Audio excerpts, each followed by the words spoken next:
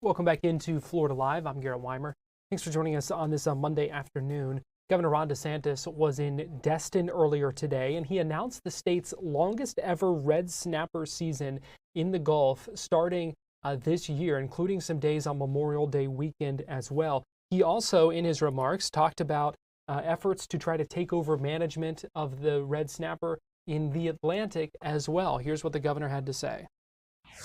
I am pleased to announce that for 2025, the Gulf Red Snapper recreational season will last a total, and this is record-breaking, of 126 days. And that shatters the records. I'm going to flip that. So this is the longest combined season that's been available for anglers in Florida history since state management began. 2025 Gulf Red Snapper summer season will open Memorial Day weekend, May 24th to 26th, then reopen June 1st to July 31st. This includes Father's Day and July 4th, obviously, which will be July 4th will be a kickoff for kind of the America 250 as we get into 2026. We'll also be adding the additional fishing days in the fall for Florida families and visitors to fish red snapper daily from September 1st through the 14th, then transition to 3-day weekends through the end of the year. This includes holiday opportunities on Veterans Day, the Thursday through Sunday of Thanksgiving, and yes, even red snapper on Christmas for those who are so inclined. So this is highly anticipated by Floridians every single year. We know that folks from all over the Northwest Florida love to do the red snapper. We also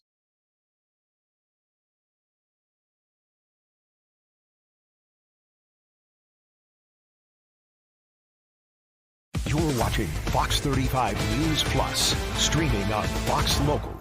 Good afternoon to you and welcome into Fox 35 News Plus. I'm Garrett Wymer. Thanks for joining us on this Monday afternoon live on Fox Local, fox35orlando.com, and also on YouTube.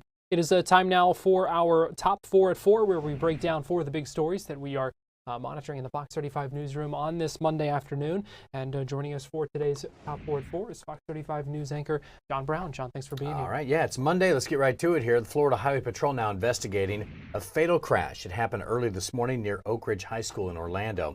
Emotional day out there. The preliminary evidence shows that a 16-year-old student was hit by a 2012 Dodge Avenger. It was a girl. She was taken to ORMC where she was pronounced dead. The driver of the Avenger was not injured. They did stay on the scene, according to FHP. In a message to families, school officials said the crash occurred just off campus and that administration is assisting law enforcement with their investigation. FHP says that the student, though, was not in the crosswalk. Sad details there. Still more that I'm sure will come out of this. But Fox 35 did speak with a school parent on concerns about how quickly the speed that drivers go through that area. Here's a little bit of what she had to say. The speed limit here is kind of high for this road. I think being near the school, there should be a slowdown at least, because it's 45 and then people go 50 at least, and then a lot go faster than that, yes. So I'd say that's a problem. Are there signs telling people to slow down? I didn't see any. I don't think so. You know, only during the school, when the school gets out, you know, of course it's going to be a school zone, but other than that, I don't really see much of any kind of attempts to try to slow down the traffic. But a 16-year-old girl. Yeah, that's sad. Especially school's almost out for the year, kind of like the Florida State situation. Yeah, everybody's leaving school, kind of mourning here. All right, next one here. Northbound lanes of the turnpike back open at this hour. Boy, it was shut down for 12 hours after a deadly crash.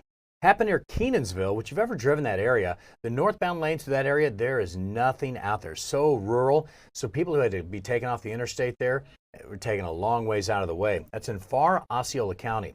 5 people confirmed dead, 7 others injured. According to FHP, the driver of a 2004 E350 van lost control. They say maybe it was a tire malfunction, caused the vehicle to overturn multiple times. It hit a guardrail and ended up in a ditch. As we said, 5 passengers pronounced dead. That included a 29-year-old man and a 54-year-old man and a 73-year-old woman. All of them are from Fort Pierce, according to troopers. The van's driver was a 66-year-old man, also from Fort Pierce. He was taken to ORMC with serious injuries in that case. Yeah, and this is something I know we've been following up on today, trying to learn some more details about, because 5 killed, 7 injured. I mean, just that's you don't often see those numbers in a single vehicle crash. You know that we did have one up towards the Ocala area recently, similar situation there, and I don't know what the story was in this one, but if you've driven the turnpike lately, it is like the wild, wild west. And I'm not saying that that's what was going on here, but you might be going 85 and you get eaten alive, just passed like crazy. So I don't know, they said a tire malfunction here, but several people told us back then they really have to start cracking down on the turnpike, because they think it's the Autobahn out there, because it's just wide open People spaces. do act like and that's this area. I mean, it's we don't take it if we don't have to anymore, because it really is that wild. Yeah. All right, hit and run boat crash involving a Clearwater Ferry killed 1 person, sent 12 others to the hospital last night. That's according to the U.S. Coast Guard. You can see it right there on that monitor. Officials say the crash happened near the Memorial Causeway Bridge, which connects downtown Clearwater to Clearwater Beach. Happened around 8:30 p.m., 8:40 p.m., somewhere in that range. According to FWC, 44 people on board at the time of the collision. Investigators said there were 6 people on board a 37-foot recreational vehicle that struck the ferry. Post-impact, FWC says the recreational boat went to the Belair boat ramp, while first responders with FWC, the police, and numerous others tried to find the people. But they said this was a big operation out there in the middle of the water at that point. I called it a hit and run first. I don't know if they're pulling back on that right now, because they did find the people, but they didn't apparently stop there. And maybe, if I have a crash in the water, I think the first thing I want to do is get off the water. Maybe that was the case, because they pulled back on hit and run. It still might be. I'm not for sure. Right. They said they found that boat ramp was about 3.5 miles away. They said they were asked at this news conference this afternoon whether it still fit the definition of a hit and run, and they were kind of working with the state attorney's office on that, so they were a little hesitant to continue to call it that. But they were also asked about the captain of that boat that crashed into the ferry. They said that he blew a 0.0 on a breathalyzer, so it does not appear that alcohol was involved or anything in this. So no charges or anything have been filed yet. They said they are still working with the state attorney's office, but the FWC also talked about the difficulty in investigations, and they said a boat crash investigation is pretty different than a car crash investigation, because there's just so many more factors and so many more things at play. And here's a little bit of what FWC says makes investigating things like this more challenging. Dealing with a dynamic environment, tides and winds shift everything around. Things don't tend to sit in exactly the same place, and it just takes a long process to work all the way through that. As well as, unlike metal, fiberglass and other things tends to kind of bend and have some resiliency. So it takes a larger survey. We use a lot of LiDAR equipment and a bunch of laser guided stuff to really map damage and put things back together. And that's sometimes what will delay these investigations a little bit. It seems like it should be pretty easy to put one thing together with something else, but it's really not as simple as laying things over each other. You really got to figure out what was pre-existing. If anyone's owned a boat, unfortunately they bump against docks and things like that. It happens. So every scratch may be valid or it may not based on the accident that occurred. And how do you corroborate those things with it? So something to continue to watch, because it could be a little bit before we know whether or not that boat captain is going to face charges. Yeah, we'll see from there. And here's a case I think it's going to get more and more attention. This is a courtroom hearing involving artificial intelligence and free speech, and it's playing out right here in Orlando. It's kind of flown under the radar, but it's an interesting story. So it's the family here from Central Florida. They claim that a chatbot drove their teenage son to commit suicide. The company says this is freedom of speech. You saw them there. That was Megan Garcia and her son, Sewell Setzer III. He died by suicide back in 2024, February of last year, after shooting himself in the head at the home in Orlando. He had exchanged messages with an AI chatbot, according to the lawsuit. Now, chatbots allow people to exchange text messages with the software and receive nearly instant human-like responses. According to the lawsuit, the boy had been exchanging messages for quite a long time, several months, with various chatbots, primarily named after the popular characters in Game of Thrones. Okay, the last conversation the boy had with the chatbot before he took his life, according to the lawsuit, went something along the lines of, "I promise I'll come home to you. I love you so much." And then he later sent the message, "What if I could come home right now?" And the chatbot responded, "Please do, my sweet king." So again, you're not really talking to anybody here. It's another one of those where I think you need to talk to your kids and let them know this is just a computer algorithm responding to you in the way that you might want it to respond to you. So again, this one is going to be fascinating to see play out, because I don't know how you would blame the computer here. On the flip side, you can change the algorithm to send back messages or say, alert the authorities. Somebody's communicating with us about suicide right now. I think that's what the main issue for the family is. But you're not talking with anybody. You're talking to a program that was written by somebody, could have been a long, long time ago. So, again, this is going to get a lot of attention here in Orlando. Well, because this is, to my knowledge, probably one of the first cases of its kind, if not the first case of its kind like this, because of this is just still such a cutting edge thing when you're talking about these AI chatbots that are growing in popularity, growing in capabilities and that kind of thing, to where it is like you're talking to a real person. I mean, they have them for customer service to deal with subscriptions. For Sirius XM radio. Like all these things, and you would think you're talking to a real person. And so you raise a good point about talking to your kids about, hey, this is going to seem real, but it's not. Yeah, and and it is getting so pervasive here. Now, when you search for something, we do it for news stories all the time. Say suicide, right? You search a story somebody committed suicide. You often get the alert that says, if you need help, call this number right now. That doesn't happen with chatbots, apparently. So maybe the family has something there. But now, the other part of the AI you're talking about, I went to a restaurant not too far from us here, guys, and apparently you're talking to some computer out of California. When you give your order, there's no one taking your order at this restaurant anymore. Wow. And it is so frustrating, I will never go back. Because it's like, okay, well, what's on the chicken sandwich? Did you say you want a chicken sandwich? I'm like, no, what's on the chicken sandwich?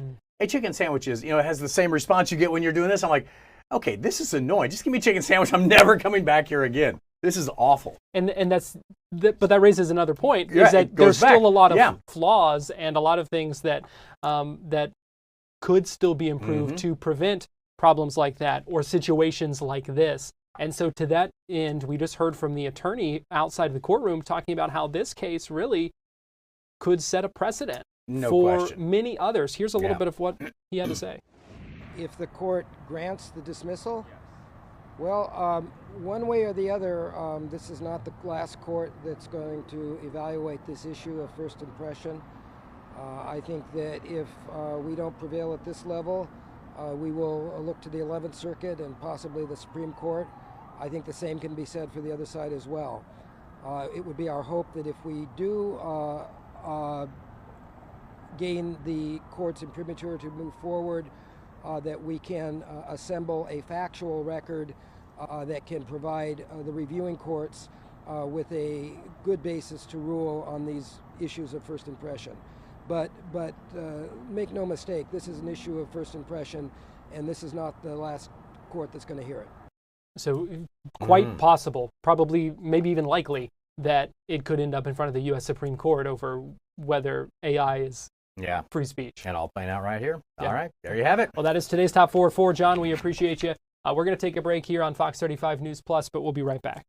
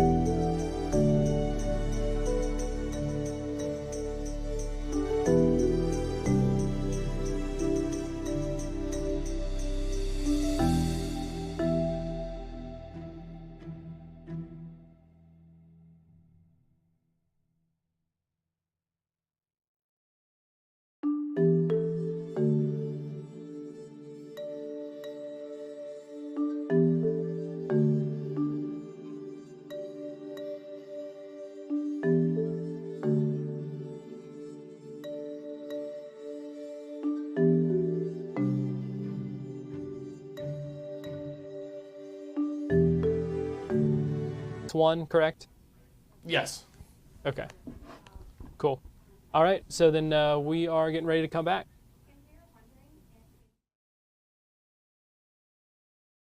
You're watching Fox 35 News Plus, streaming on Fox Local. Welcome back into Fox 35 News Plus. I'm Garrett Wymer. Thanks for joining us on this Monday afternoon, live on Fox Local and on YouTube. Fox 35 Storm Team meteorologist Noah Berggren joins me now. And Noah, it's odd to actually be talking about the chance of some rain here. It's been a while since we've been able to say that. Yeah, and Garrett, the good news is that some will get rain. The bad news is that many are not, and in fact, I think most will not in our area tonight, heading into tomorrow. And most of that stuff's going to be on the west coast of Tampa Bay and on the Gulf side relative to the Atlantic coast heading into tonight. But I'll show you the view tonight from outside. You can see on our cameras, it's a beautiful evening, lots of sunshine. It is hot, though. It was a very hot weekend. And you can see the drought continues to be the big story. We've had severe drought now in Orange County for a few weeks. And as of last week, extreme drought got added. And that extreme drought is for parts of Volusia County, then back towards Marion County, you see shaded in red. And that's where the rain deficits are pushing 10 to 11 inches below average. And unfortunately, a lot of the rain today is not going to be in those areas. In fact, most of the showers this evening are going to end up being, I think, on the west coast of the state. A couple of factors for drought, just to remind you as we go forward. Warmer temperatures, gusty winds, and lower humidity all mean the drought gets worse on a daily basis. And we've had a lot of gusty winds lately and a lot of warm temperatures relative to average. So you factor that all together, that's why the drought has been getting worse. Temperatures today got to 89 in Orlando, 91 in Tampa, 92 in Fort Myers, 90 in Ocala, 85 in Miami, 84 in West Palm, and 91 in Tallahassee. All right, across the area right now, you can see we're in the 80s, beaches, a little warmer, hotter, western zones. We're at about 90 in the inland parts. Now there's going to be a few showers. Let me confirm on. We're just going through some work on our radar system, so forgive me for that image not having the radar on it. We're having some issues. We're working on our radar stuff behind the scenes today. But there's one thunder shower in Marion County right now, just to the north of the Villages. And you can kind of see that little red area to the east of the Villages where it's 92. So basically along and west of I-75 is where the showers and storms will be for tonight. If you're places like Seminole County, Volusia County, I think most of those places are going to end up being dry. And you can see the East Coast sea breeze. I mean, heck, it's only 79 in New Smyrna, but it's 92 in Bushnell. So a little thunder shower by Eustis, Umatilla in the Villages. A couple more up in the Panhandle, but most of these today are going to push to the west and not be in our area. It is gusty, as you've probably felt. Winds are from the east, 15 to 25 miles an hour. So through the evening, we'll watch some storms, I-75 corridor and west from there. But for most of us, it's a warm night. Temperatures to near 70 for an overnight low. And Volusia County has set some records in the last few days. We've now had 0 days with an inch of rain since the dry season started. That's a new record. We do normally get rain in winter, just not a lot. Normally we have about 4 to 5 days each winter in early spring that see an inch of rain. We've had 0 so far in Volusia County from the end of last year through this year. And again, that is a new record since records have been kept in Volusia. So over the weekend, there's a small chance of a few thunder showers. Most places will probably be dry. It's a little misleading. We put the rain icon on there. I don't want you to see that and think most are going to get rain. It's a small chance for the weekend.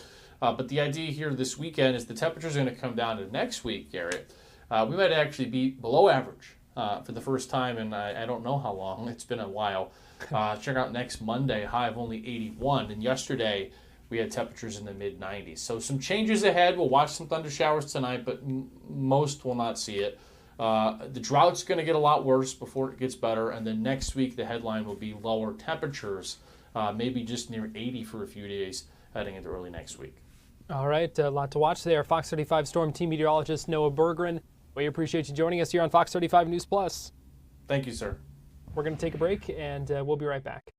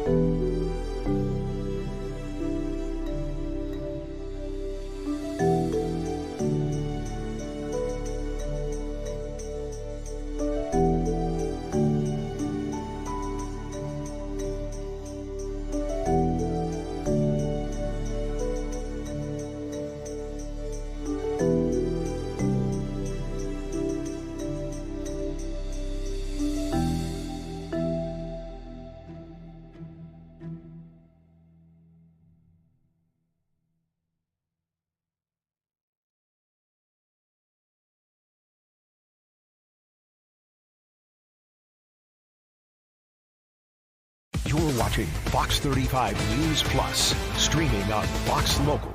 Welcome back into Fox 35 News Plus. Want to get you inside this Volusia County courtroom where the resentencing trial in the Xbox murders case going on right now began this morning with opening arguments. The prosecution is still putting on their case.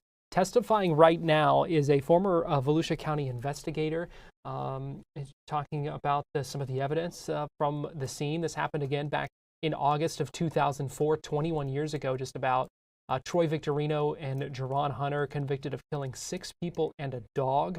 And this is a trial to determine whether they will spend the rest of their lives in prison or whether they will be sentenced to death. Their original death sentences had been overturned.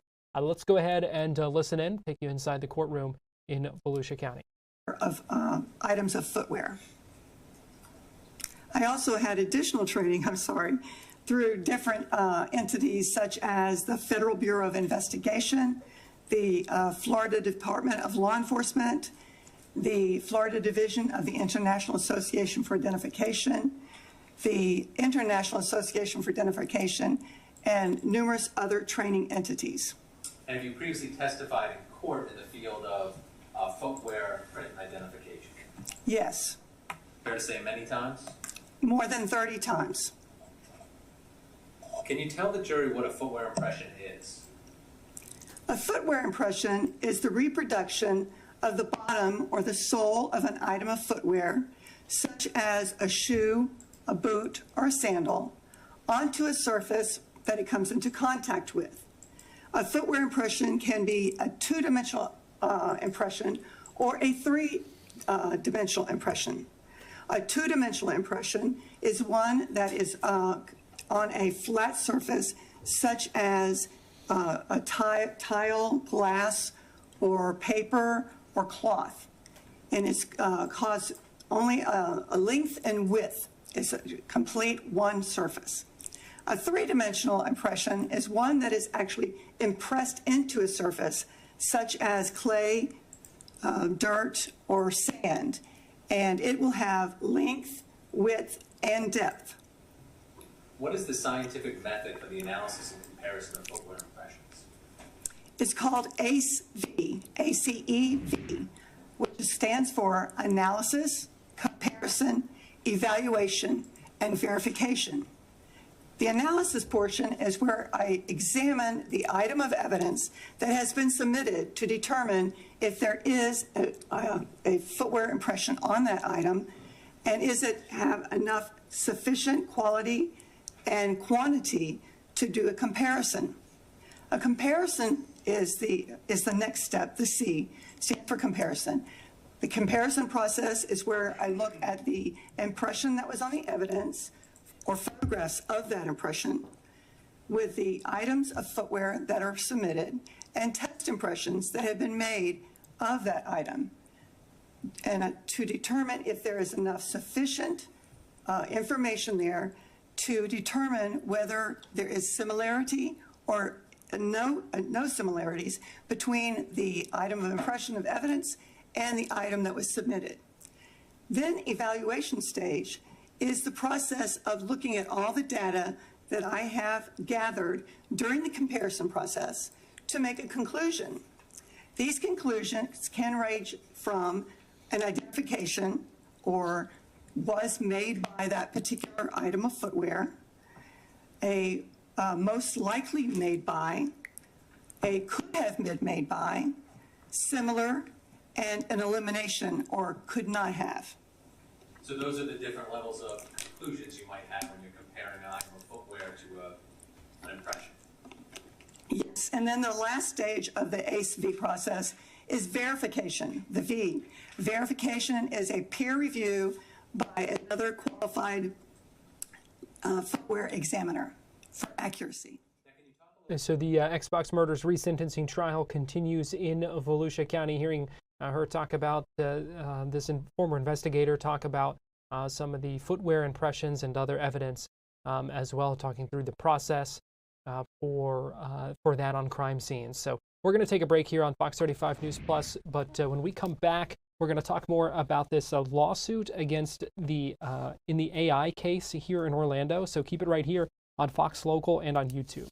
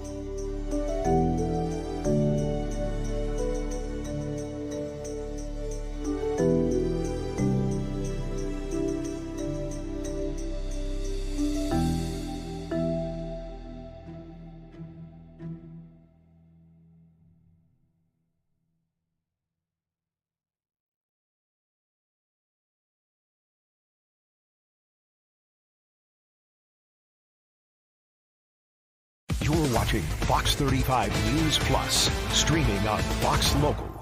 Let's talk more about this lawsuit filed against Character AI, the artificial intelligence company, because it is believed to be the first time a court is going to consider if AI is protected speech under the First Amendment. And so this lawsuit, there was a hearing this afternoon in federal court in Orlando, centering around Sewell Setzer, who is the young Orlando teen who developed an intimate relationship with an AI chatbot. His mother claims that relationship drove him to suicide. They have sued this company, and outside the courthouse, the attorneys for this family and the boy's mother also spoke. I want to play that for you as they discussed what happened in court today and what they hope to see happen.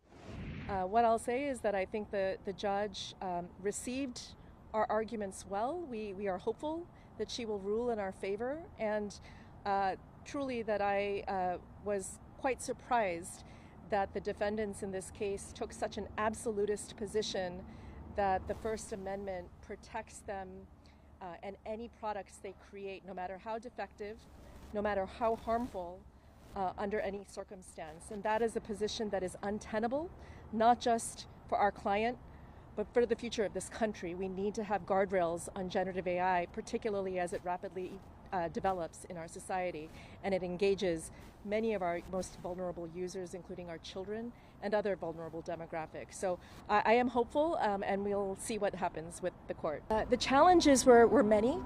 I think that we obviously have learned quite a bit from advocating on behalf of victims of social media harm, but this is a different kind of technology about which very little is known.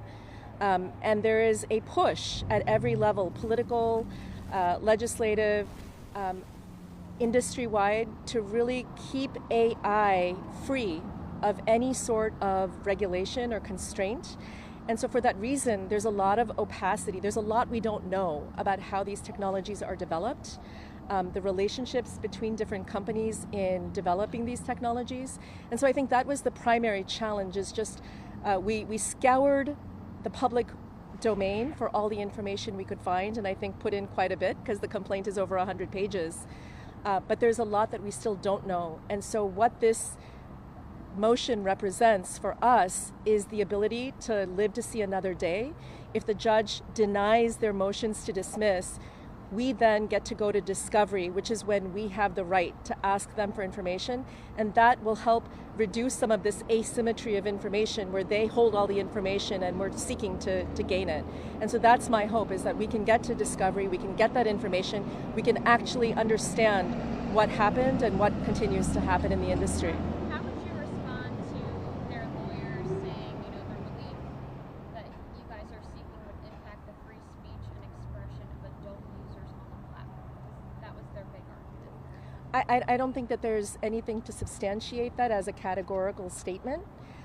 There are many legislatures around the country, and in fact the Supreme Court is considering at the moment what to do about age gating and putting in safeguards that really allow children to have a different and safer experience online that have little to no bearing on adults. And I think that that's what we need to look at. That's true in social media, that's true here.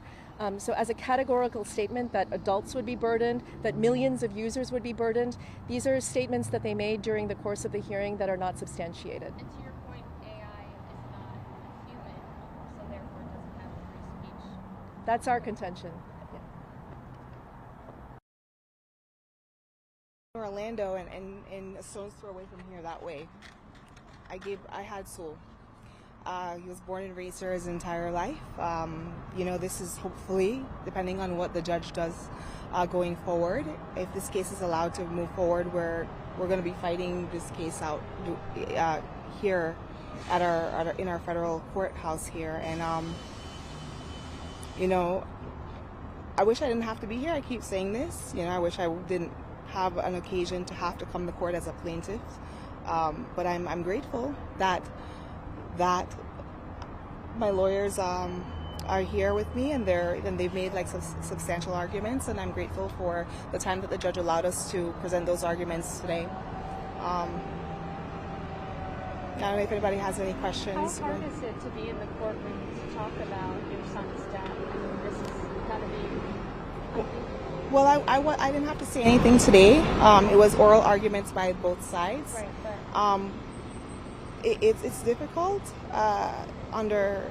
I think under any circumstances, but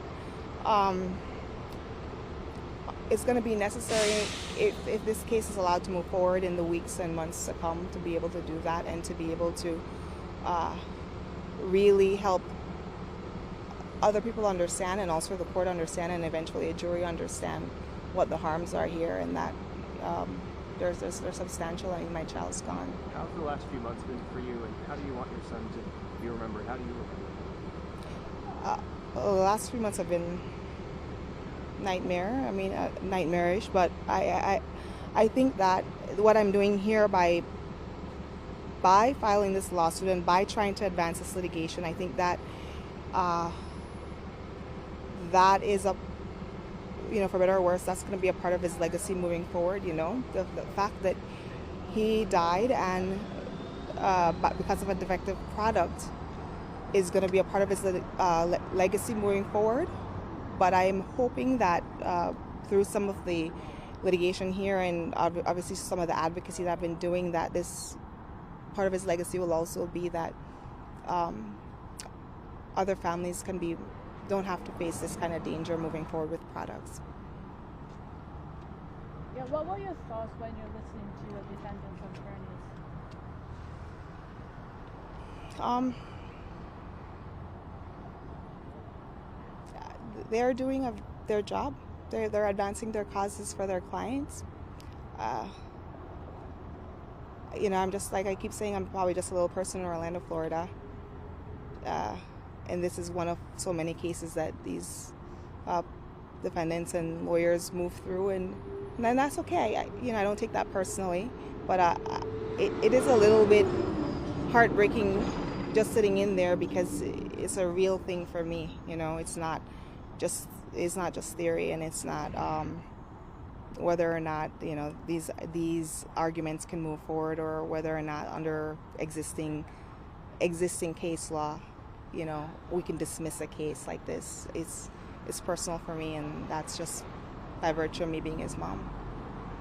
Can you just tell us a little bit about your son and, you know, what you've been missing for the last year? Sewell was, beautiful child. I just said like moments ago, he really was, in my eyes, a perfect kid. I miss him all the time, constantly. It's a struggle, as any grieving mom. We'll be right back with more Fox 35 News Plus after this.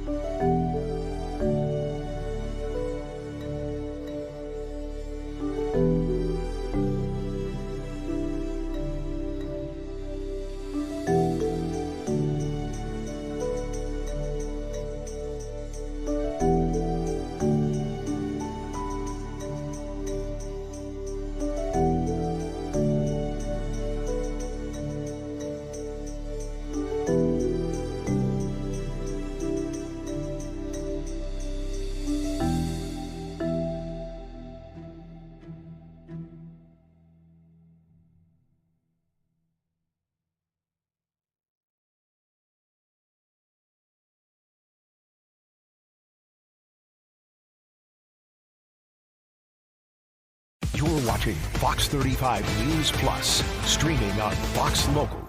Welcome back into Fox 35 News Plus. I'm Garrett Wymer. Thanks for joining us on this Monday afternoon, live on Fox Local and on YouTube. Some parents in Palm Bay have some concerns about a new park for kids with special needs. Joining us live now via Zoom to talk about this is Fox 35's Esther Bauer. And Esther, what is the concern here? Yeah, so we have a body of water behind me. We see them all over the place in Florida. And in Palm Bay, they have just renovated almost a $500,000 project to really upgrade a special needs park over at Fred Poppy Park. Now, the big issue, I talk about the body of water, is this park is literally 25 steps away from body of water to park. And so we have parents saying, we just spent all this money upgrading this park. It's fabulous. It should be somewhere that, children that might have special needs should feel safe and comfortable going. These parents are now telling us and speaking out saying, I can't bring my child there because I just don't feel the park is safe. And it has to do with some pretty hardcore data that we have reported on. We've seen this happen before. Autistic children are drawn to water, and unfortunately, if they wander away from their parents, if their parents turn their eyes for 1 second, we can see children running towards the water and unfortunately drowning. These parents say they are sounding the alarm now because they don't want to see another headline of a child with autism drowning near water. They say this specific park is too close to a body of water to not have a fence. So their ask is very simple, and that is to just put a fence around this park so families can't feel safe. They cannot feel this constant fear of, if I bring my child to this park, am I facing the risk of possibly seeing them drown in the open body of water? So we have one mother who's actually been working on this for about 2 years. She sent us some messages. You saw those up on your screen a little bit, but she's been emailing and reaching out to the city, just saying, hey, this body of water is very close to this park. Is there any way we can get some kind of fence put in? We have reached out to the city. Are they looking into this? What is their what is keeping them from putting a fence in. Still waiting for an official response from the city, but we do have a city council member who told us he has some meetings scheduled on that this week after seeing some chatter on social media just growing about safety concerns at the park. Garrett, you might remember back in Osceola County just a few months ago, we reported on a similar issue. Special Needs Park in Osceola County. This one actually had a fence around it, but there was a crack in the fence. A child got out and a child drowned. So these parents are devastated, heartbroken to see that kind of stuff happen. And they really just want to do something, get some safety measures in place before something like that could happen again. Well, Esther, you bring up some interesting, an important context for that as well with that case out of Osceola County that we've been tracking. You mentioned that this mother has been pushing for this for a little bit. Has the city been responsive at all to her? So she sent us some emails that she received from the city. Again, she's been working on this for quite some time, but in an earlier email, someone from the city was just suggesting she used a different park, maybe some that was not close to water, one that was maybe, further from any kind of busy roads. But she felt like the city was more so just kind of brushing her off as, we're not going to put a fence up. Here are some other options. She says the city doesn't really have any fenced in parks, which she thinks is a bit of a problem when you think about special needs and bodies of water. So for her, the city hasn't done enough to really make the space safer. She feels like it was made to be this inclusive space for everyone, but she feels like she has been just pushed away from being able to use this park. All right. So Fox 35's Esther Bauer, we appreciate you joining us and talking with us about that. Now, before I let you go, I do know you also worked on another story today. If you could just give us a little update on that one as well. Yes, I wish we had some video of this sweet little French bulldog puppy, but his name is Lieutenant Dan, and he knows how to swim, but not how to walk, and I'll explain that. He suffers from swimmer's syndrome, so this little guy really just spends a lot of time on his stomach. Both of his front and back legs were deformed, and it wasn't caught early enough, so he literally can't walk. He just kind of scoots around on his stomach. We had a local French bulldog rescue take in this pup, immediately took him to some vets here on the Space Coast. One of those vets said, "Oh my goodness gracious, I have to adopt this little one," who they've now named Lieutenant Dan, and we have to help him find his leg. So that is really the goal, is getting this French bulldog puppy to be able to walk, really overcoming this swimmer's syndrome. So you'll get to meet Lieutenant Dan. He just had his first surgery at the University of Florida. His mom says it went pretty well. Back legs did better than front legs. And so we got to meet him a few hours ago when he was trying so hard to get some strength up on those little back legs. They're trying to get him a scooter for his front legs. But really just the goal is helping this disabled dog be able to walk. What it really boils down to is concerns with backyard breeding. French bulldogs are prone to having health complications when they are backyard bred, and that is the same situation we saw with this sweet pup. His condition was not spotted soon enough. You can, reverse things or turn things around if you see it within the first, second week of them being born. They didn't meet him until about 13 weeks. So he's just getting a late start to any kind of healing, but he has a fighting spirit. And so the goal now is to just work with doctors to try to help him walk. But Lieutenant Dan is the man, and hopefully he'll get to walk with some additional help. Yeah, if he's got the fighting spirit, has some folks in his corner now, so things are definitely looking up for Lieutenant Dan. Fox 35's Esther Bauer, we appreciate you joining us. Look forward to seeing that story as well. Awesome. We'll talk with you guys soon. All right, we're going to take a break here on Fox 35 News Plus, but we'll be right back.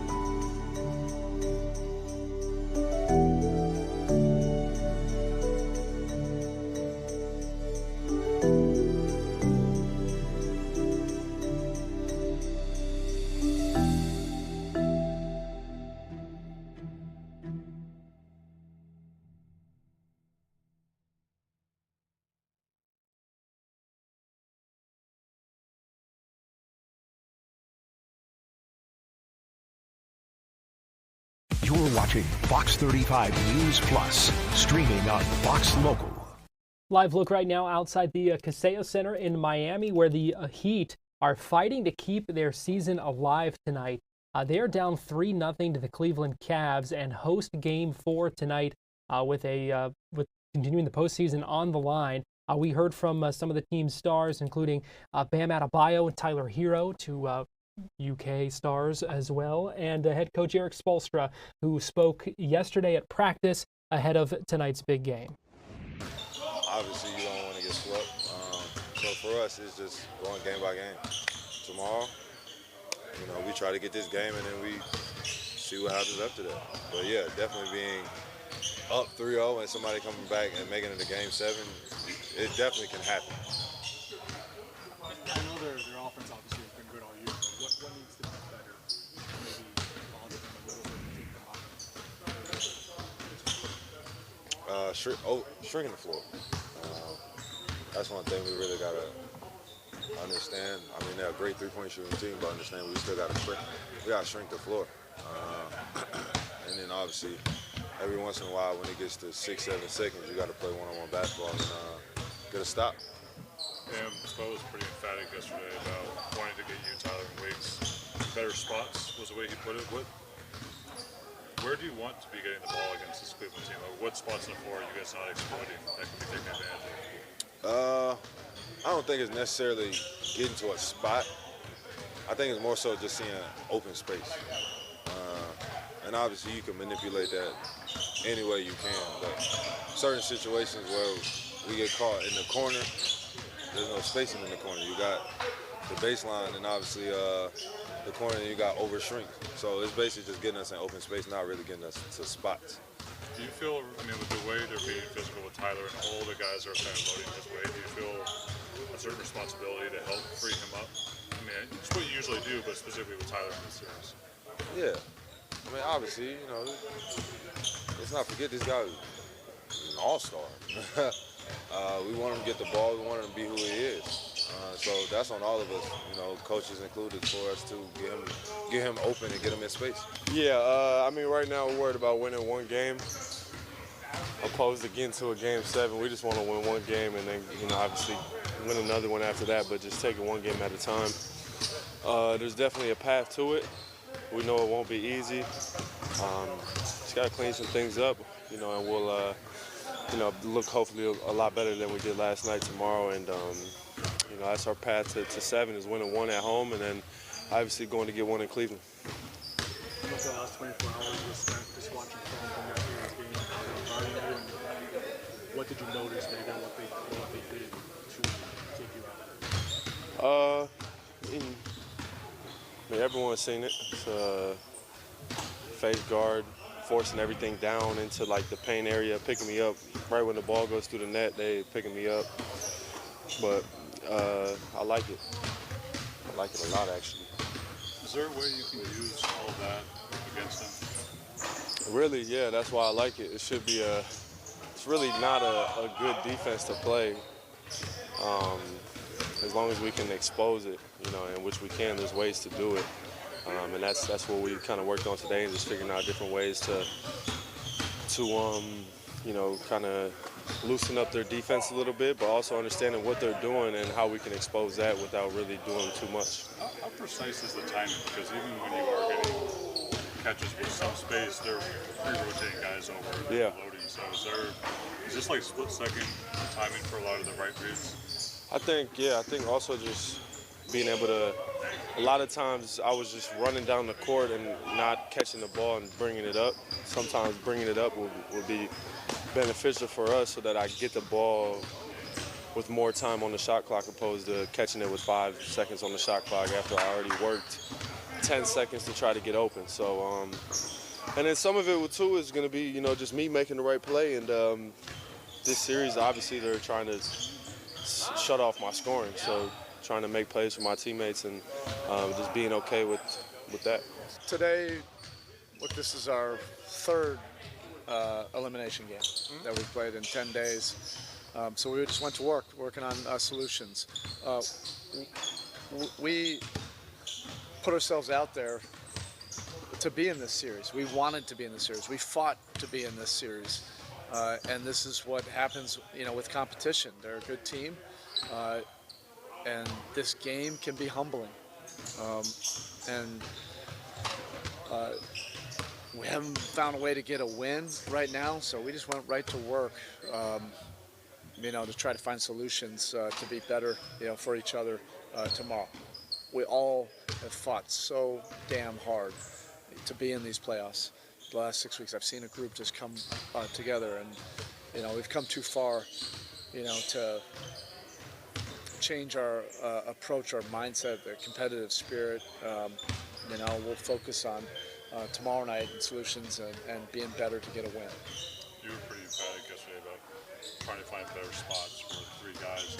How Yeah. much of it is specifically their individual comfort zones and just trying to find them time and space kind of anywhere? It's always both, because it can't only be specific play calls and tactical things. That's not the way the game of basketball moves, particularly in the playoffs. There's a lot of moments in between that we have to seize. Can't miss the moments.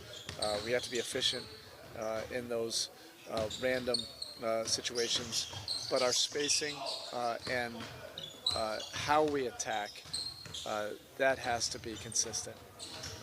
There's principles to it, which they, clearly were able to get us out of a lot of that. We paid the price, dearly, for it. It was one of our poor offensive games, and I think that led to, some lack of normal resolve that we have defensively. Just in game two, you guys were able to hit the weak side more and take advantage of their over rotations. Did they do what they did better yesterday, or were you guys just not making? Well, it was a little bit different, from a personnel standpoint too. With Garland being out, they played a little bit more of their bigger wing lineups defensively, so they're able to switch a lot more, flatten us out, that way. But hey, unpredictable things happen, and we have to be able to adjust. We can expect a lot of that, going in game 4, and it's on us now to find a way to attack and still get to what we want to and not let them take us out of it. On the defensive end, I know the offense has been good all year, but they got a lot of stuff at the rim yesterday. Yeah, way too much. Again, that's not who we are defensively, and we all have great respect for them as an offensive team. But we're at our best when we're taking away easy baskets. You saw some highly uncharacteristic things on our part. Pocket passes to no rotations to dunks or layups right at the rim without any kind of disruptiveness or physicality. So we have to bring all of those things, but it has to be with intention. It has to be thought behind it. You can't just run around, trying to hit people. But we have to have a level of physicality in the paint. And when we're at our best, we have that. That's who we are. That's not like something we have to recreate. We just have to do it in those moments of truth. And quite frankly, we have to do it when the game, goes to one of those skirmishes where they go on a little bit of a run. We have to find a way to hold the fort, hold the line. So their backs are against the wall. So are the Magic after a tough loss at Kia Center last night, 107-98. It was tied at 91, and then the Celtics went on a run. So now Magic down 3-1. They'll go to Boston tomorrow for Game 5. A tip-off for that one at 8:30. That's going to do it for us here on Fox 35 News Plus. We appreciate you joining us here on this Monday afternoon. Going to go ahead and send things out to Studio B. You see John and Luann getting ready for the start of that newscast, which begins in just seconds here on Fox Local. Fox 35's Marie Edinger going to have the latest on the 16-year-old Oak Ridge High School student who was hit and killed outside the school today. Chris going to have the latest on the Xbox resentencing trial from inside the courtroom. That's coming up at 5:30. And then Caroline also having a story about a bear attacking a woman and a dog. So you're not going to want to miss it. Keep it right here on Fox Local. Right now on Fox 35 News at 5. All of a sudden, I see a black head come up by my leg. A woman takes her dog out for a walk, only to find